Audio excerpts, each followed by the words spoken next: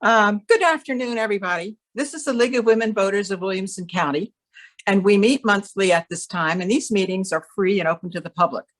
For those of you joining us for the first time, we would like you to know that the League of Women Voters is a nonpartisan, grassroots organization working to protect and expand voting rights and to ensure that everyone is represented in our democracy. This year, we're focusing on voter education, voter registration, and voter participation. If you're interested in learning more about us or wish to support us with your membership, please contact us for information, or you can directly join through the League of Women Voters Nashville's website. My name's Betty Holmes, and today I'm filling in for our president, June Bond, who cannot be here today. Now I'm going to turn it over to Linda Sherman, who's going to introduce our speaker and his team. Thank you, Betty. In common with the League of Women Voters, the MTSU Raider debate team has a long history, beginning when MTSU opened in 1911. The first debate team started as a literary society, and MTSU had 4 teams, 2 for men and 2 for women. In those early days, they debated such topics as women's suffrage and states' rights. Today, the team is led by Dr. Pat Ritchie. He has been involved with collegiate debate for more than 30 years and has been the MTSU coach for the last 10 years.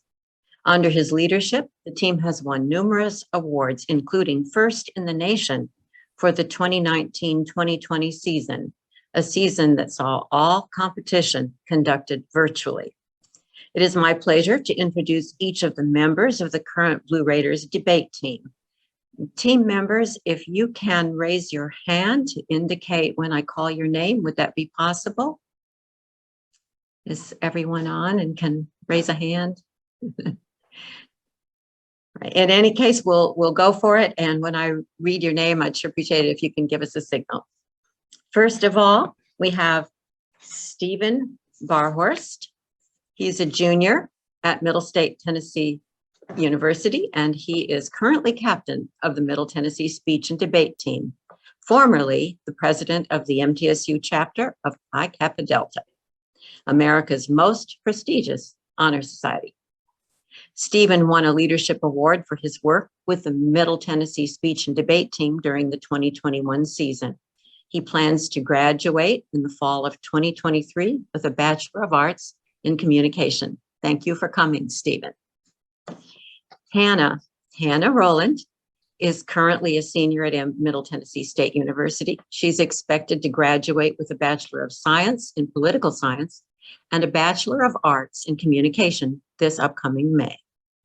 During her time at MTSU, Hannah was part of MTSU student government, where she served in the executive branch of the Freshman Council. She was also formerly the vice president of Middle Tennessee Speech and Debate Team and the treasurer of Pi Kappa Delta. After graduation, she plans to attend law school and pursue a career working with victims of sexual assault and domestic violence.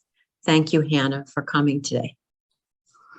Haley Bobo is a senior at Middle Tennessee State University, pursuing a Bachelor of Arts in Political Science. She is a part of the MTSU Honors College and plans to graduate in December of 2022. Haley was an OCTA finalist in the International Public Debate Association National Championship Tournament in 2021. After she graduates, Haley plans to attend law school and pursue a career as an immigration attorney. Joey Mago is currently a sophomore at Middle Tennessee State University. He is pursuing a Bachelor of Science in Physics and plans to graduate in spring of 2024. Joey was a quarterfinalist at the International Public Debate Association Championship Tournament and won 3rd place Novice Speaking Award. To be considered a novice, a student must have competed in less than 10 debates at any level, including high school or college. Joey is currently ranked in the top 10 speakers in the nation for the junior varsity division in the 2021-2022 season. Thank you for coming as well, Joey, and congratulations to each of you and your great accomplishments at MTSU. Now, coach of these well-credentialed young debaters is Pat Ritchie. Dr. Ritchie, I think, has he let himself be known? There he is. Dr. Ritchie has earned his PhD from the University of Southern Mississippi with prior degrees from Austin State and Louisiana College. His debate career began in Oak Park High School, Kansas City, Missouri, and continued at Longview Community College and Louisiana College, including email debating while in Iraq, serving as a civil affairs sergeant from 2002 to 2004. Following an assistant coaching position at Stephen F. Austin State University, Pat was hired as the Blue Raider debate coach at MTSU and has remained so for the past 10 years. He has been involved in competitive debate, as we mentioned earlier, for 30 years, and this includes coaching, debating, and judging from local to world debate championships over the course of his career. Pat has also been involved with various councils and governing boards and has contributed to textbook editions. He is founder and editor for the International Public Debate Association, serving currently as its historian. Pat's academic interests include, among some, debate history and theory, and specifically with postmodern thought, military rhetoric, and Islamic rhetoric, which he has elaborated upon in multiple published articles and book chapters. Pat is married to his former college debate partner, Rebecca, to whom he proposed at the World Champion Debate in Toronto, Canada. They live in Cannon County with their 2 children. Dr. Ritchie, congratulations on the success of your MTSU Blue Raider debate teams. Thank you and your team for coming today.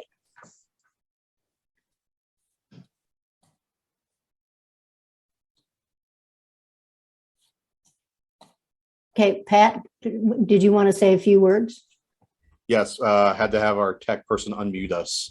So first of all, thank you for inviting us to participate in this debate. I want to say 2 brief things real quick, and then we'll jump into this. The first of which is this is a partnership that we've worked with various chapters of the League of Women Voters for, I think, 8 years now. And that's one thing that's very important to this team. While we're a very successful team competitively, we also believe that it's really important to be civically involved. So we just don't travel, win trophies, and come home, but we get involved in the local community, whether it's on campus or in the Middle Tennessee area. And our purpose is to model debates. We don't pick sides. We are not a affiliated team to any group, but what we do is we model what a civic and good debate should look like. And so these kind of partnerships, especially with the League of Women Voters, is an awesome thing, I think, for not only our students, but for the community as a whole to observe what true debate can look like. And then the other thing I want to talk about real quick is that MTSU Debate is a walk-on team. And so all the folks that you hear today volunteered to be on this team. Many of them had no debate experience before walking onto the team, and that is a cornerstone of MTSU Debate. We have all kinds of majors. We have all kinds of political views, social views. It's a hodgepodge of the Tennessee area. And that's what makes us strong. We've got brand new freshmen who have only been on the team for about 3 months, and the president of SGA is one of our members, and everything in between. And I think that builds a very strong team because we have this diversity amongst us. And you'll see that today, because we have a diversity of majors who are going to present today, and each one of them brings something unique to debate. And so if you know young people and they're scared to speak, most of the folks that you've seen today, actually all 4, this is their first chance at debate. And so if they can do it, anyone can do it. And that's something I want to kind of tell the community as a whole. It's nothing to be fearful of, but something to improve upon. And so without further ado, I'm going to turn the floor over to the first speaker. And he will give a speech not to exceed 7 minutes, affirming the resolution today. All right, Mr. Barhorst, the floor is yours, sir.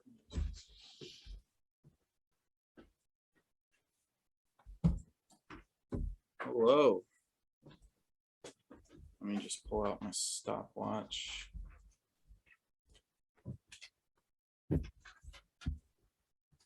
All right, are we all ready? It's a rhetorical question. I am starting now. So first of all, I'd just like to once again state that my name is Stephen Barhorst. I'm the captain of the mtsu debate team. And I would just like to take a moment to thank Peg McCree, Dr. Ritchie, Linda Sherman, Hannah, and the entire league really for helping to put this debate together.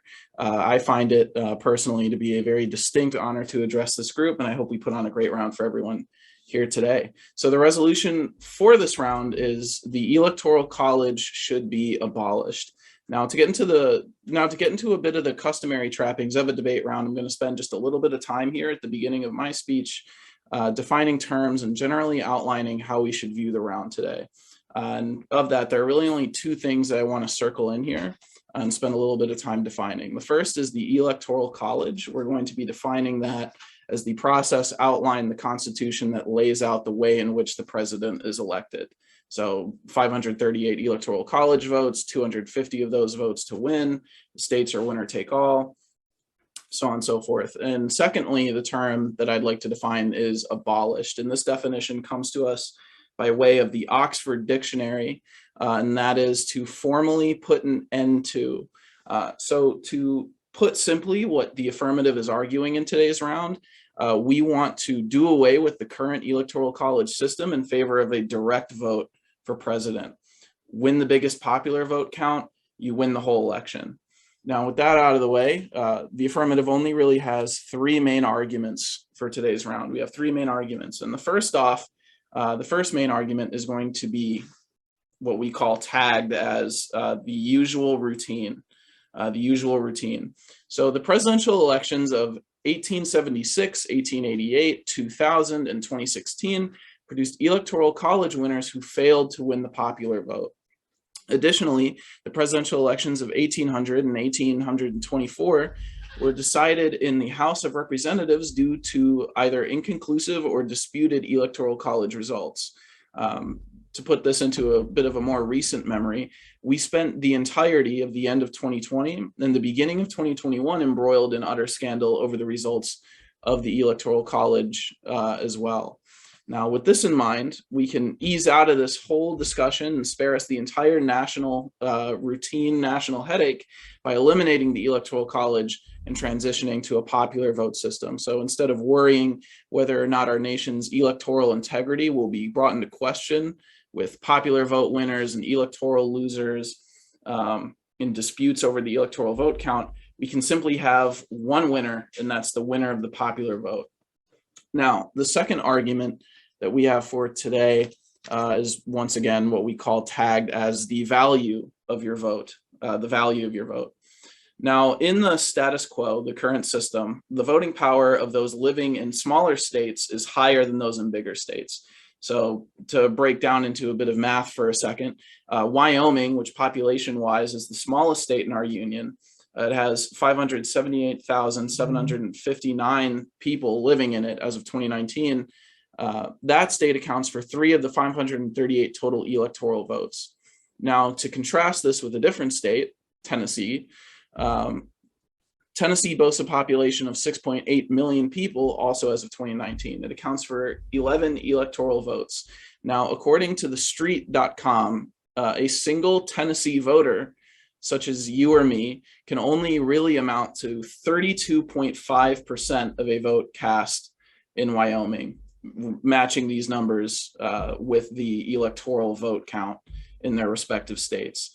Now, this problem only really scales as we add population. So for instance, the state which I hail from originally, Illinois, where 12.8 million people call home, voters there can expect their vote to only amount to a paltry 29.3% value of a Wyoming vote.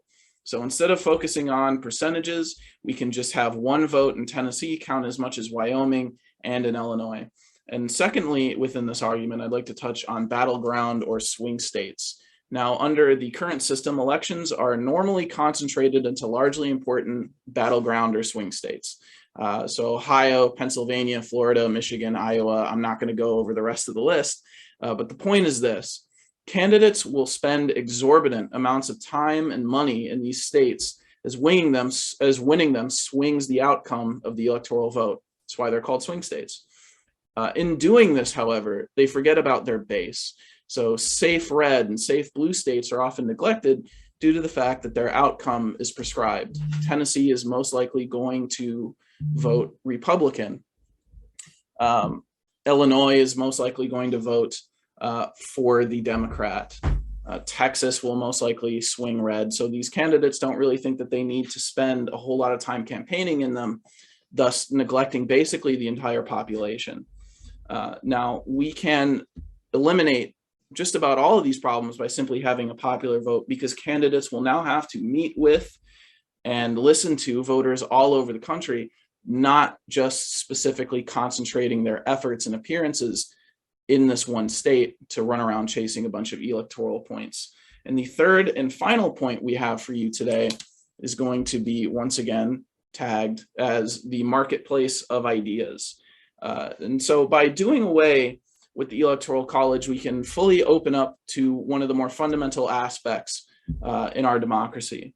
And that is because the winner-take-all nature of the Electoral College necessitates that third parties, or that is to say, alternative viewpoints, are almost entirely boxed out of the national electoral discourse due to the idea that they are merely a spoiler.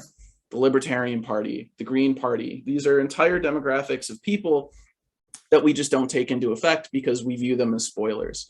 So by going to a popular vote system, we can begin to reduce the spoiler effect altogether, and we can give voters with these alternative viewpoints a real seat at the table, allowing them to have their ideas heard and considered. And just to close on this, this country was founded on ideals that stress the importance of discourse and the marketplace of ideas. The fact that our current electoral system is relegating some of those ideas to the role of a losing horse is pretty antithetical to the foundational principles of our democracy, and this is a problem that absolutely has to be corrected. Thank you.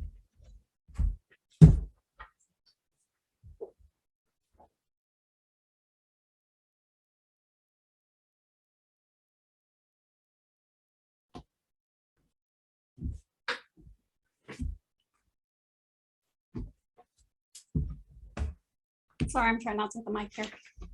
Joey might be really mad at me if I do that. All right. With that being said, I'm going to go ahead and get started.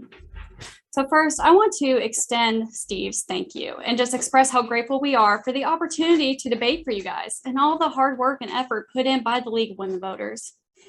The topic we are debating today is definitely one that has received much attention, especially over the past 2 decades. Considering the importance and relevance of this topic, it is an honor to participate in this debate along with my fellow MTSU debaters. The Electoral College, like most things in modern day politics, is something you like or you don't. With that being said, let's get into the argument. First, I'm going to explain the intention of the Electoral College and how it has progressed. The Electoral College was designed as a compromise between statists and nationalists. The Electoral College was on the drawing board for quite some time. Ultimately, it was designed to be a 2-step process to elect the president. It is a compromise created by the Electoral College provides stability in our government. Imagine today, with a country of our size, and with the political climate that we currently have, if that compromise was abolished.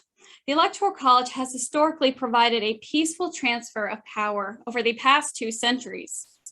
While for face value, going to a national voting system sounds good, there would be unintended consequences and none of our problems presented today would actually get fixed.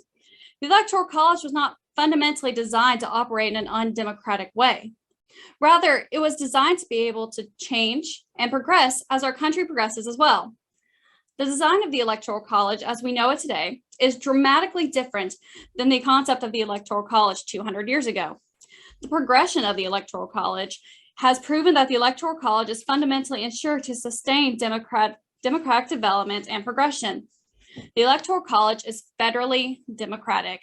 Getting rid of the Electoral College could pose unintended consequences that ultimately would not benefit American voters. First, abolishing the Electoral College would change campaigning as we know it. When the rules change, so does the game. If we were to go to a national voting system, we would change how campaigns ultimately function. Rather than focus on creating a national appeal, the presidential candidate would focus on areas with most densely populated areas and with registered voters. Rather than focusing their campaign on a more holistic approach, like we're used to, we would start to see presidential candidates primarily overlook areas that are not as populated, and they would become flyover states, essentially saying that their needs do not matter. Why focus on 50 states when you can focus on 5 populated areas? States with less population should have a say in our government because that state matters as well. The Electoral College forces presidential candidates to appeal to those states. Therefore, we would have more knowledge of the candidate, which benefits the United States voters. To simplify this point, imagine you're watching a classical American football game. We'll say MTSU versus Auburn. Say, hypothetically, MTSU won by 3 points. They would win the game, right? So, well, what happens if Auburn says, well, they may have had more points, but we had more yards? If we started changing the rules of the game, we would start playing differently now, wouldn't we? The same concept applies. Rather than focusing on different states, we are primarily focused on areas with the highest population. Getting to my second point. My second point gets into the dangers of going to a national vote rather than having a majority. We would transfer into a plurality approach. So think about if Donald Trump didn't win the 2024 Republican nominee. If there's a national vote, Donald Trump could take up, let's say, 30% of the votes. And that's assuming we don't have other candidates as well pop up. That leaves 60% of the votes to the other few candidates.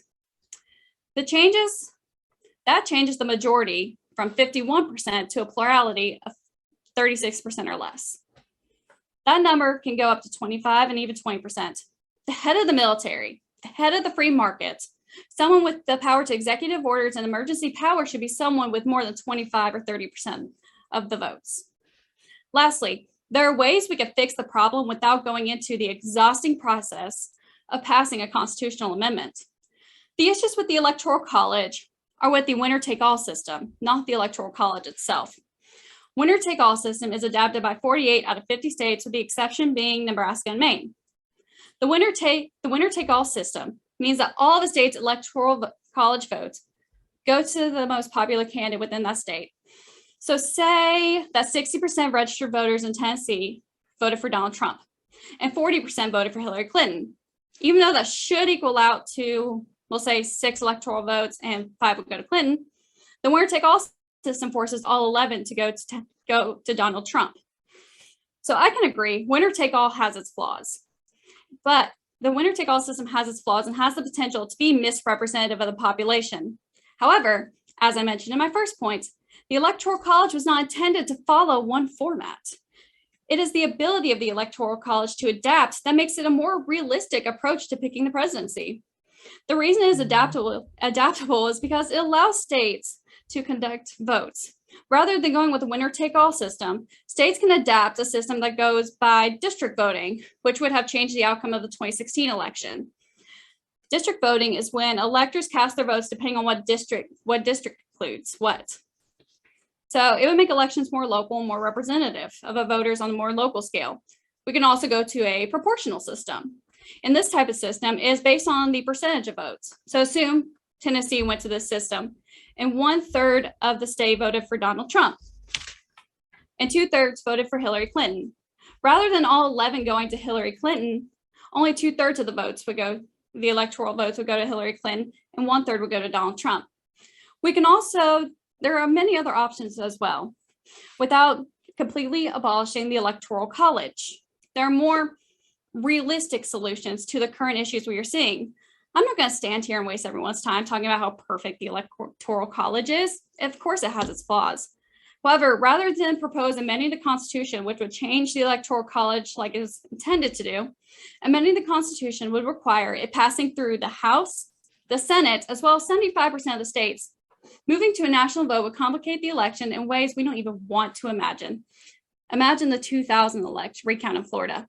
Now imagine that times 50. I don't even want to think about that migraine. It gives me a headache reading about it. The federal government is not equipped to deal with this type of election. The national vote system proposed does not solve the issues with the Electoral College. It has issues of the winner-take-all system. Not to say there wouldn't be still obviously problems. However, it's the lesser of two evils.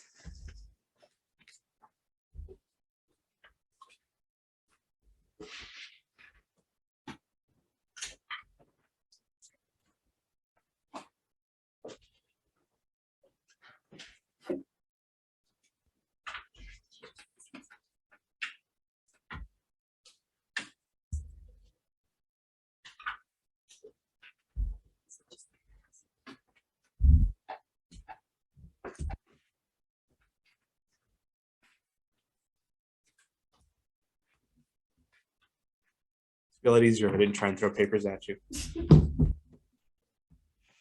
All right.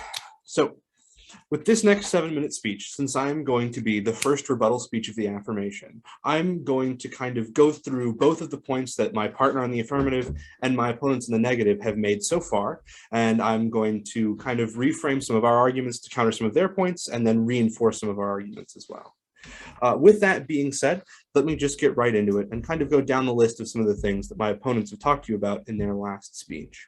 The first thing they try and go over is that you have to change the rules of the entire system that we have so far if we want to get rid of the Electoral College and the problems that that's going to cause.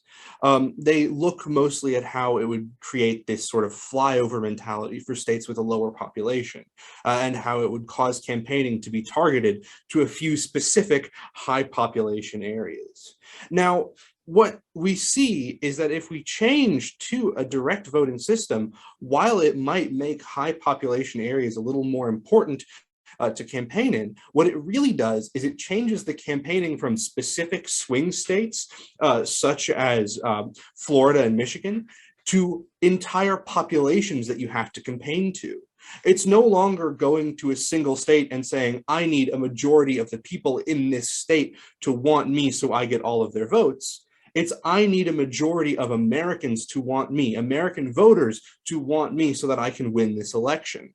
It's less about trying to play the geography of the country and the population distribution, and more about trying to connect the people and earn voters instead of earning states. This, as a result, will cause campaigning to be more directed towards people and less towards specific states. The next thing that they talk about is how it would cause smaller states to be overlooked. But what we see right now is that smaller states have even more sway than states with higher populations. The issue is not one of where there are more people, but where there are more votes to be had. And once again, this changes it from a state-by-state approach to an entire population approach, which will be better for the whole population instead of for the specific states where we need targeted campaigning that we have right now.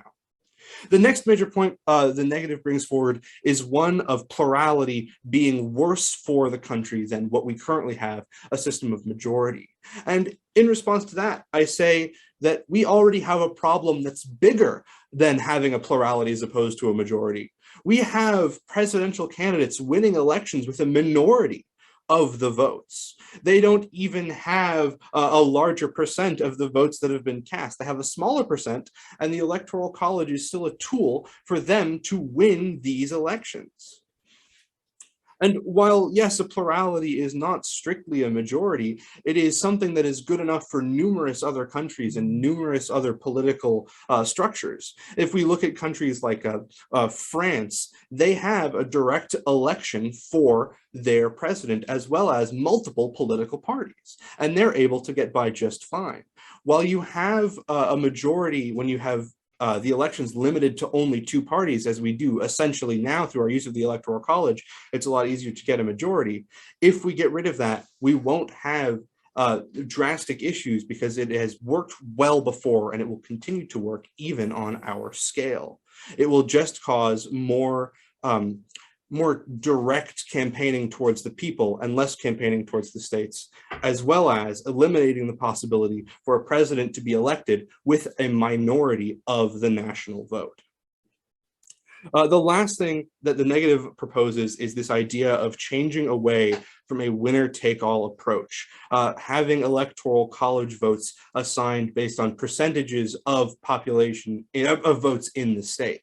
And while that would seem on the surface to help correct this idea of the Electoral College being more of a state-by-state campaigning, what it does in actuality is it just moves the problem around. It keeps it from being winner take all, so you have to campaign for a majority of the state, but you can still have minority popular vote winners in the presidency because the Electoral College votes are still going to be assigned based on numbers in states. As well, it doesn't solve the problem of the fact that how, as my partner mentioned in his first speech, there are states that have smaller populations, yet their votes on an individual level are worth more than a vote from someone in a state with a larger population. This is one of the things that we really need to focus on here. And as I come back into our own points, one person should get one vote, not one person from Wyoming getting essentially 3 votes in Tennessee. That is not a good democratic system. That is a weight based on where you live. It shouldn't matter what state you live in. What should matter is that you're a voter for the country, that your opinion be represented in the national political election. And when we go to a direct election, that's what we get. We get better representation of the American voter. And if that's what we're looking at this debate here today based on, then this is the clear choice that gives us the best representation. It solves the most problems. It solves the problems of weighing votes differently. It solves the problem of having to have numerous Supreme Court cases over the Electoral College after contentious elections. It solves the problem of having to deal with minority popular vote election winners, and it solves the problem of presidential candidates campaigning towards states and not towards people. And with that, I'm going to leave you for the negative rebuttal. Thank you.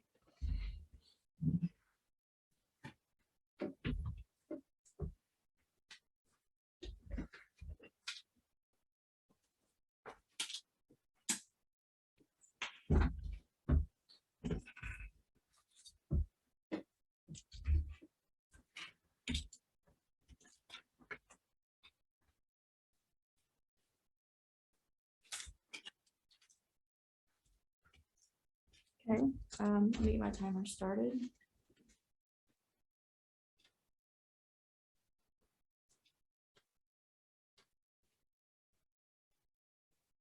Okay, 7 minutes on the clock.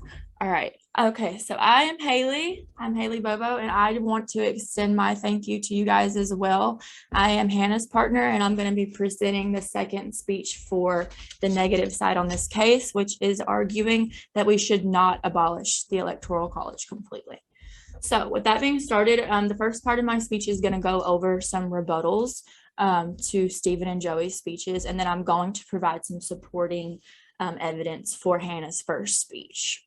So with that, let me get into it. In response to the concern over voter fraud, Hannah did emphasize that it would actually be more likely that voter fraud would happen on a national level because of the centralized nature of the vote count. So when we have votes split up and counted by each state, it allows us to identify where voter fraud is coming from a lot more easily.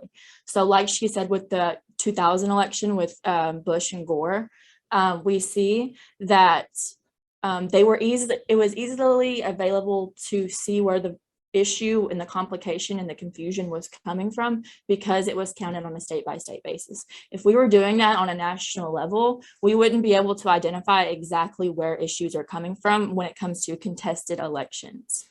When it comes to their second point about the value of the vote and the concentrated focus on swing states, we see that while the concentration on swing states is true, but like Hannah said, a direct vote would cause there to be more focus on densely populated areas. And they focus on the value of the person on one person, one vote, and how more densely populated areas do deserve more attention.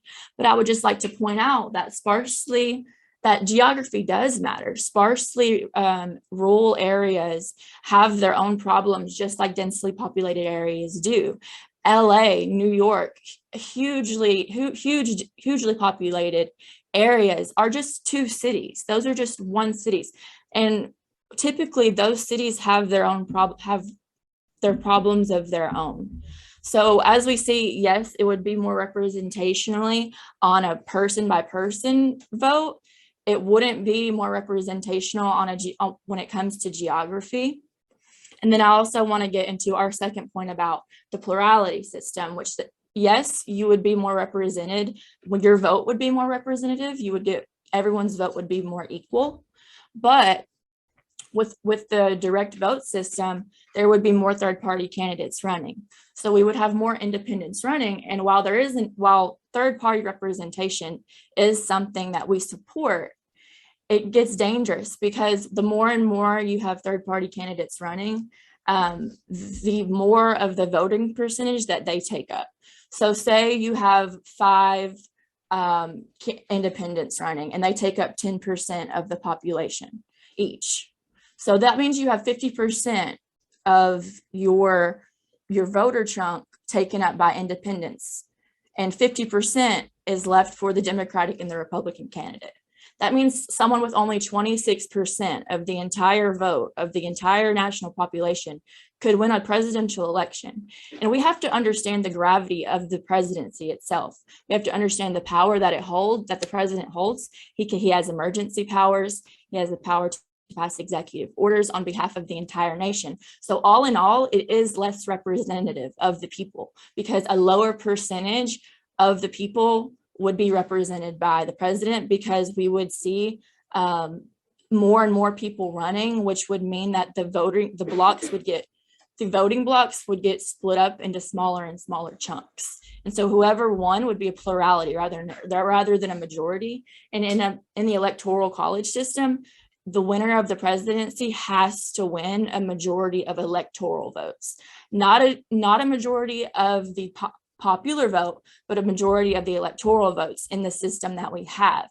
And while he points out that sometimes the popular vote winner doesn't win, it's still 40 to 50% of the population, which is more representative of say 26-30%.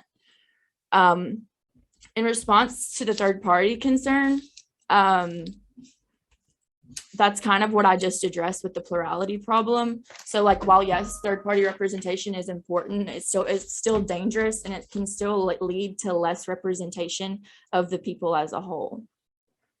So getting back onto our affirmative case of why the Electoral College should not be abolished completely, I would like to make it clear that the Electoral College was built out of extreme compromise and took extreme deliberation to come to that conclusion. We can all agree that we're still extremely divided as a nation, and to abolish something that we worked so hard to come together to create would be very controversial and would cause a lot of cultural backlash. So it does provide stability. It provides a structured order in the way that we do things, and something that we can all agree upon works for everybody. And although it does have flaws, there are ways we can fix those without completely abolishing it. With that being said, it would be dangerous because we wouldn't know the consequences and the outcomes of ripping it out and putting in a completely new system. There's always dangers with reversing precedent and trying something completely new, because we don't exactly know the consequences of that yet and how that will play out. Also, with the plurality, a direct national vote would also mean that candidates would have to win less than 30% of the entire popular vote to hold the extremely important position of presidency.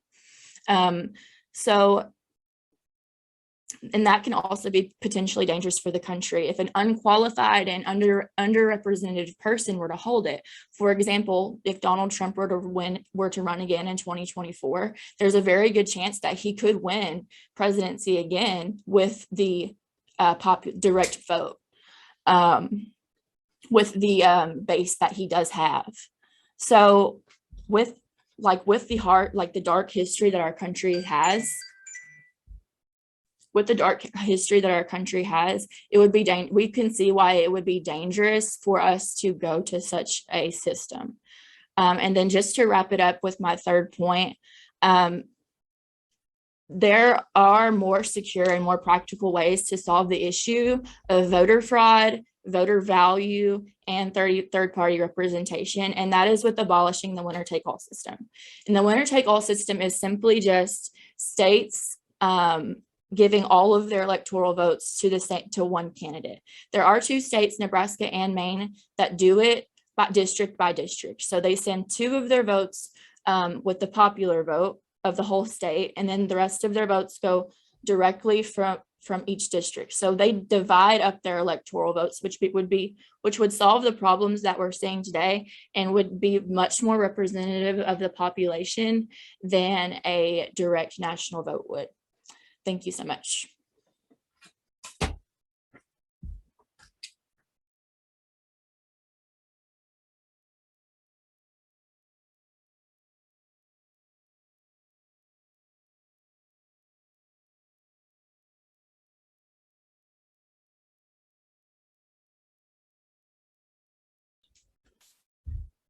What you guys can't see is how small the debate office is. I totally tripped walking up to the podium. So with that being said, I am going to go ahead and start my clock. All right, so once again, I want to thank everyone who helped to organize this debate. I want to specifically thank my fellow mtsu debaters, Dr. Ritchie, Linda Sherman, Peg McCree, Stephen Barhorst, and the entirety of the League of Women Voters. It's an honor to debate for you guys. So thank you. With that being said, this is my last speech. So I'm going to briefly go over the reasons why we should not abolish the Electoral College. First, as my partner just emphasized, the Electoral College is a compromise between statist and nationalist. It was designed to be federally democratic, to protect the rights of states in their own elections. It is not something not intended to be adaptable. Its adaptability is one of the main things I want you to think about. The issues presented by the affirmative side would not be resolved by abolishing the Electoral College, but by abolishing the winner-take-all system. The simplicity provided by the Electoral College has provided reliable transfers of power. Out of the 59 elections we've had in our nation's history, only 4 times have the results not gone with the popular vote: 1876, 1888, 2016. Very rarely has a president not won by popular vote. Overall, the Electoral College has a good track record. The 4 elections that did not go with the popular result could possibly be resolved by abolishing winner take all, not the Electoral College itself. The Electoral College also provides ways to track voter fraud, as evidenced by the 2000 election. And there's no evidentiary support that moving to a national vote would solve voter fraud. Lastly, campaigns would change in how we know how they function and how we currently know. The reality is candidates are going to directly observe the most densely populated areas. Rather than focusing on multiple states and multiple swing states, they'll be focusing on LA, Chicago, New York, places like that, just highly populated areas. Now, as we see, the more and more people who choose to run, that number becomes smaller and smaller and smaller. So the candidates will primarily just change the way they campaign. The Electoral College is not at all undemocratic. It's federally democratic. We have a one person, one vote, however, within each state. Rather than push for an amendment, change the problem. Don't abolish the entire system. We have a solution set, and it is abolish winner take all, and we have system in place. We have watched how they work with Nebraska and Maine, for example. We are significantly bigger than most countries, like France or like Italy. We run differently because of our size. The Electoral College, keeping the Electoral College, but abolishing winner take all, is a way to fix a lot of the problems that we are currently seeing today. So I'm just going to go quickly back over everything. So first of all, the Electoral College was not designed just to make people not care about their votes. It was not designed for votes to not matter. It is particularly designed for the size of our country and to adapt with our size. We are significantly bigger than we were with the original 13 states. However, that's why it was presented the way it was, to adapt, because our country is going to change and adapt as well. The winner-take-all system is the issue here, not the Electoral College itself. Let's just look at how complicated it would be to abolish the entire Electoral College rather than just the winner-take-all system. We would have to propose an amendment. It would have to get passed through the House, passed through the Senate, and get approved for 3/4 of the state. Why not just change the issue? Why not change the problem? It's much more simple, and we know how, and we have a much better understanding of what is going to happen. Some of the benefits of abolishing the winner-take-all system and keeping the Electoral College is elections still stay simple within each state. There are also ways to go. There are also different methods to use. For example, as we mentioned before, the district by district or even proportional voting. The winner-take-all system is not something set in stone. It is not what was used in the first few elections. It wasn't originally used by the Electoral College. It is proof that the issues we see today are with the winner-take-all system, not the Electoral College itself. So with that being said, I just want to once again thank you all for giving me the chance to speak, and thank you to my partner, and thank you to everybody who participated.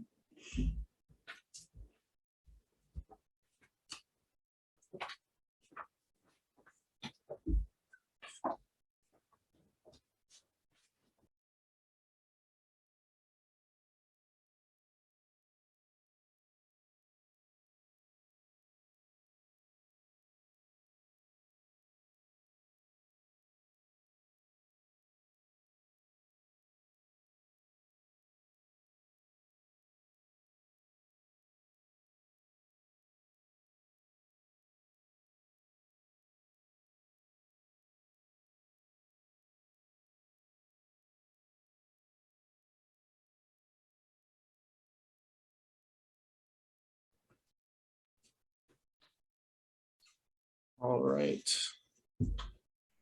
Forgive that, just had to make sure my papers were all in order. As Hannah said, the debate office is very small, but fortunately I am lucky because I grabbed the seat right next to the podium. So with that being said, I'm going to get into my last speech now. So before I really delve into the arguments, I'd just like to spend a little bit of time giving one last blanket of thank yous to everyone who made this debate possible today.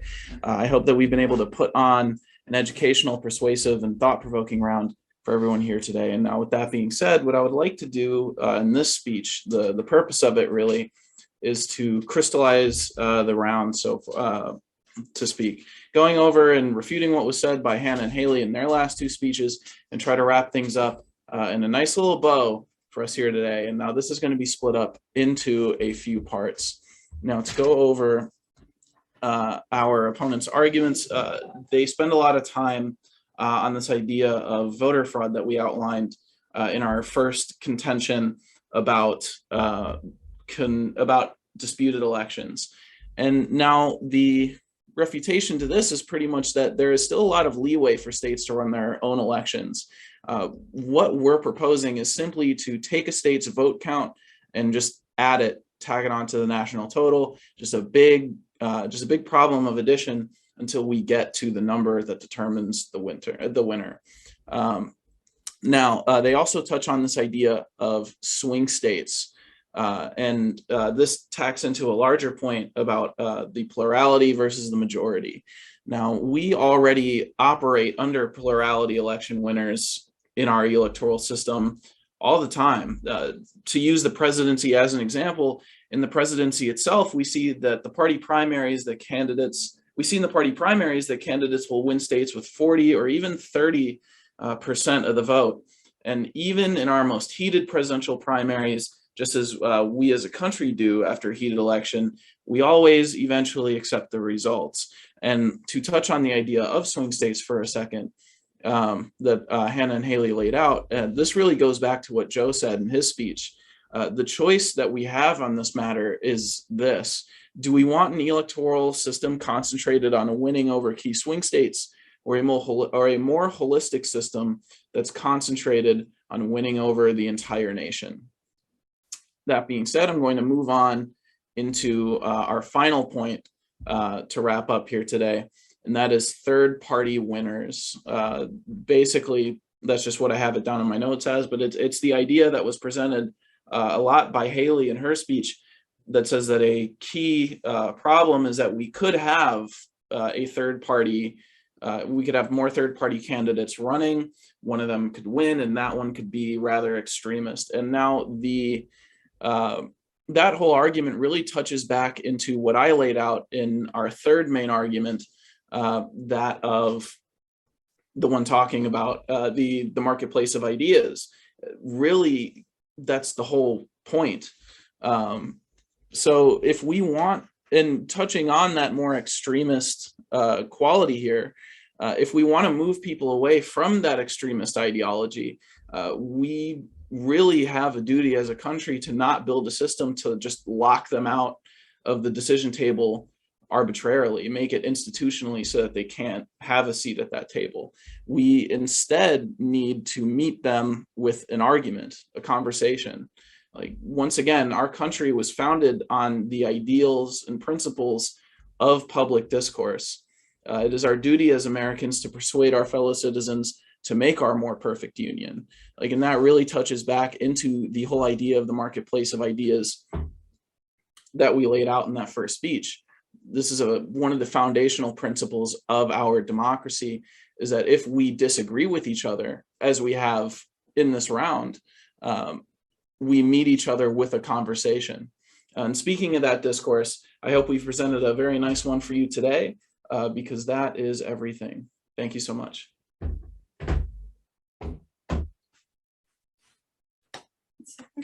Yeah. That was outstanding. Peg, are there any questions? There are no questions in the chat room, but if any of you have a question, please feel free to speak up, raise your hand. Now we're happy to answer any questions if you guys have any confusion anywhere. Okay. I have no question, but I mean, I have no confusion, I don't think. Yes, Maybe. Go Betty, ahead. I think that there was a question. I think Kathy Armistead had a question. Yeah, thanks for your debate. It was illuminating, and some of your arguments are stronger than some of your other arguments. And sorry, there you go. Okay, so my question is this. Given that only 62% of eligible voters voted, you cannot say that any recent presidential candidate has won a majority of the vote. And so your argument about a plurality goes to the affirmative, because at best we only have a plurality of people being elected. Secondly, the point about, I know I'm making comments and not exactly asking questions, but there are things for you to consider. I think which, in your opinion, would give greater voter participation?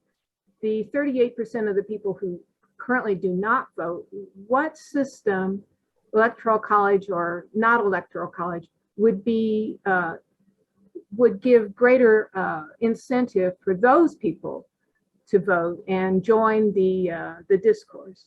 So how would either having or not having an Electoral College affect that?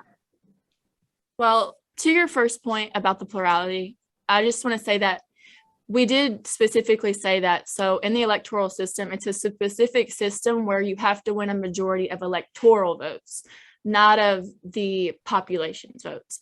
But in the system now, we see that, yes, while they may win less than the majority of the population, in a popular vote, it would be even lower.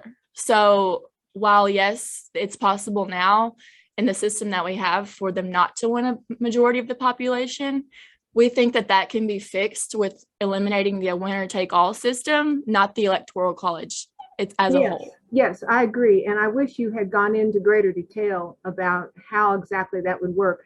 The argument about unintended consequences is a fruitless argument, because everything has unintended consequences. So you can just throw that out.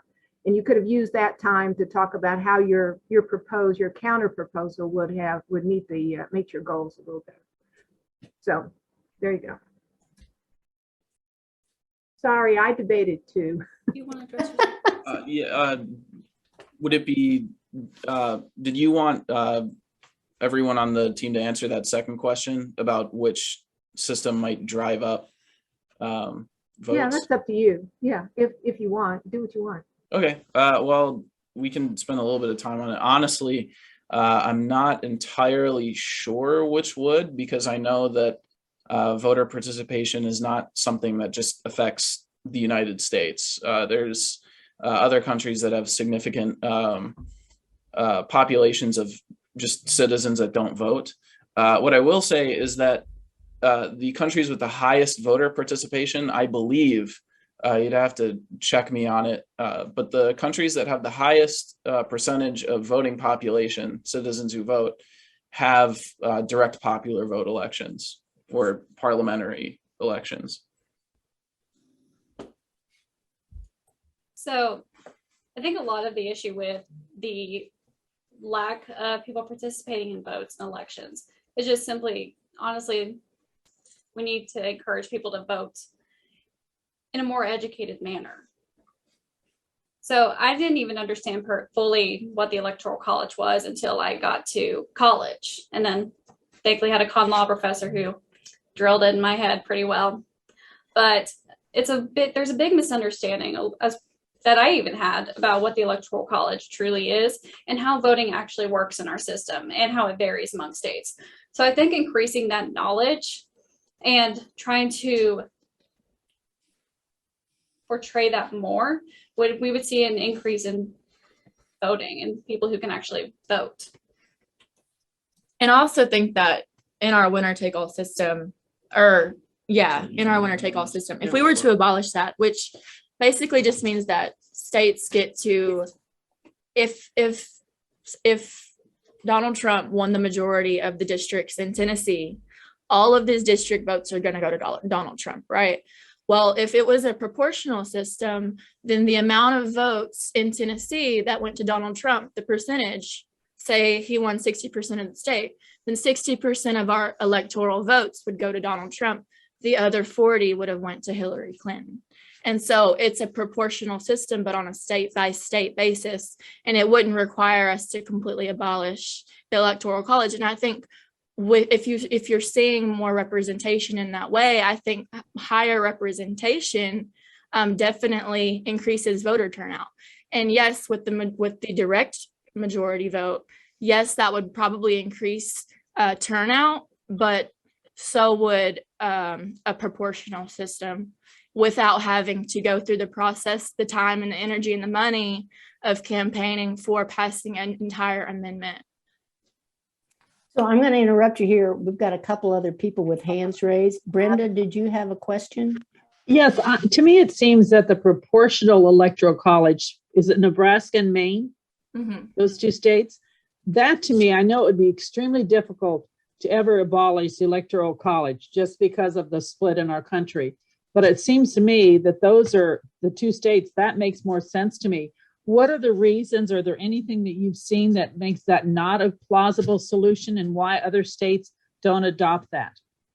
So from what I can tell, as far as having that partial vote is concerned, logistically, it might not actually be, or it would probably be more difficult than abolishing the Electoral College as a whole, because it would require change in every single state independently. Well, that's not true.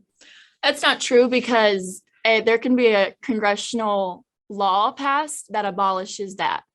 So a law can be passed through Congress that says states are not allowed to count votes on the winner-take-all system without having to pass a full amendment or do it on a state-by-state basis. You were saying, Joe? So even with that, the difficulty becomes right now, what way we have to count votes is it's still a bit of a geographical counting more than it is an individual counting. And the difficulty becomes it doesn't really actually change a whole lot because in those kinds of states, the same way you have a state what is the word I'm looking for? Dominated by one voting population, you'll have the same problem if you go down to congressional districts. And so really all it does is it breaks it up more, but it might not actually be very much more representational. Yeah, I think we're.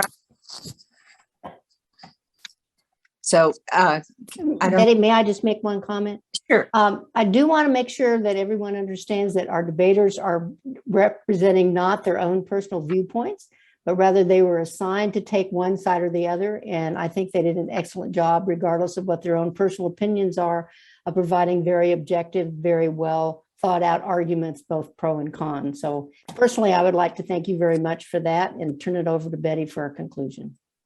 I just want to thank Dr. Ritchie and the team for such a provocative discussion. We've really learned a lot, and you all have studied up on it and given us a lot of good information. The video of this presentation will be available on the League of Women Voters Nashville's website, as well as on our Facebook page.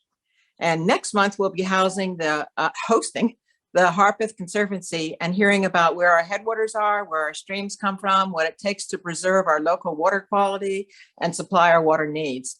I hope I see you then. That's going to be on April 20th. Thank you so much for attending today. Thank you. Thank Thank you so you. much.